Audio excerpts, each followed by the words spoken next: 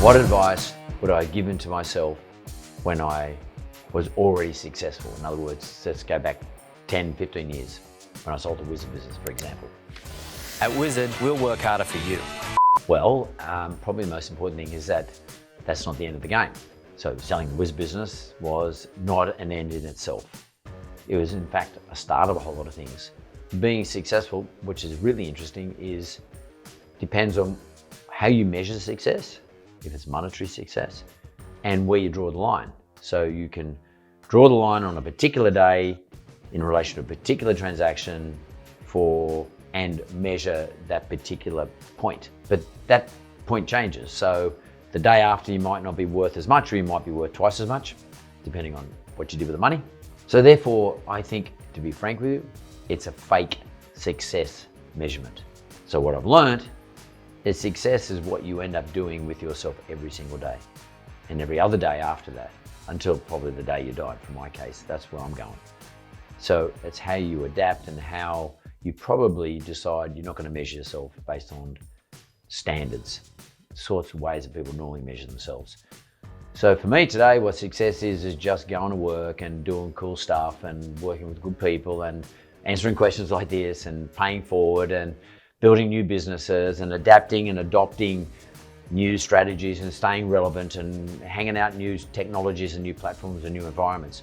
That's success. That's something I didn't know about 10 years ago. That's something I've learned over the last 10 to 15 years. So don't fall in the trap. How do I block out negativity, especially when it's coming from environments that I have supported? That's a very good question. I tend to keep myself busy and I'm looking forward as opposed to looking back. So I very rarely allow myself to engage in backward thinking when it's relative to negativity. I always say, what's next? So I'm looking about what I'm doing now, today, perhaps what I'm going to do later on in the day. I don't go into the future too much, but I'm looking forward. So what have I got to do in the next hour? What have I got to do in the next 3 hours? I get up in the morning, what have I got to do today? That's what's important to me. What am I doing right now? That's really important to me. So I don't block it out purposely. I just have a strategy where I'm always looking into what I'm doing at the moment or shortly thereafter. I just think backtracking is dangerous and it's probably irrelevant. Do I mind being approached in the public? Depends on my mood, to be honest with you. So if I'm having a shit day and I've got a lot of shit on my mind and I need to do something at the time, I tend to wish I wasn't being approached because I'm trying to do what's in front of me. Or alternatively, I might be just trying to have a break from everything, all the noise, because I live in a pretty noisy environment. Sometimes, but generally speaking, I know it goes with the territory. I am a public figure, largely make our money out of being in the public. So I accept that proposition and I just go with it.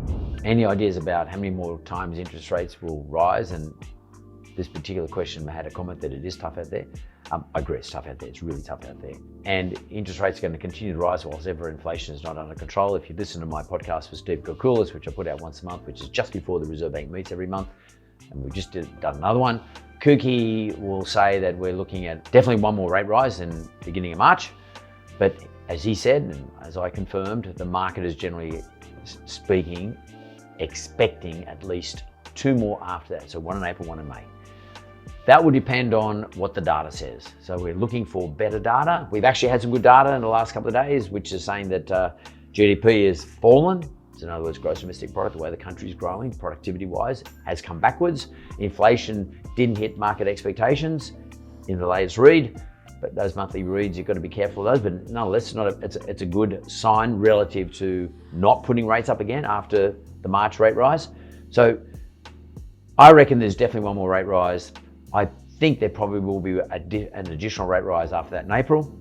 Then I'm hoping that the data will tell us enough for the Reserve Bank to sit on it from that point on. Well, that video I put up recently about what happened to me in the 90s in relation to my own property and I had to sell it and go back into the rental market.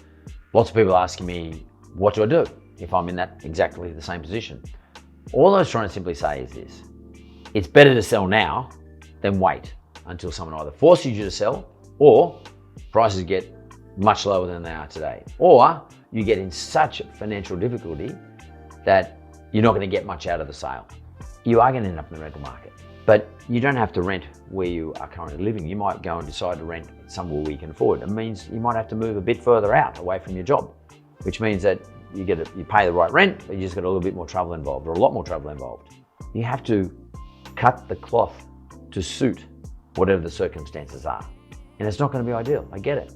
But it's a lot better than sitting there and getting super stressed out about your mortgage payments every month and putting yourself in a position, and your family by the way, in a position where you've got to sell the house. Because one thing is for sure, when you are forced to sell the house, either through market forces or through the bank, who's lent you the dough, you won't get the same price as you would when you are voluntarily selling the property. And what this is about is rescuing as much of the equity that you put into the property as you possibly can, and putting that at the bank and at a nice high interest rate if you're a depositor, and just waiting for the times to come back in your favor. That's all I was trying to say to everybody, which is what I was trying to do in 1990. Put myself into a position waiting for the market conditions to change to suit me better, because they definitely were not suiting me at the time. So sometimes you've got to act, and act quickly. Thanks for your question, guys. I enjoy answering them. And if you want another question, if you've got a comment or whatever you want to say, put it down below and I'll try to get back to it next time.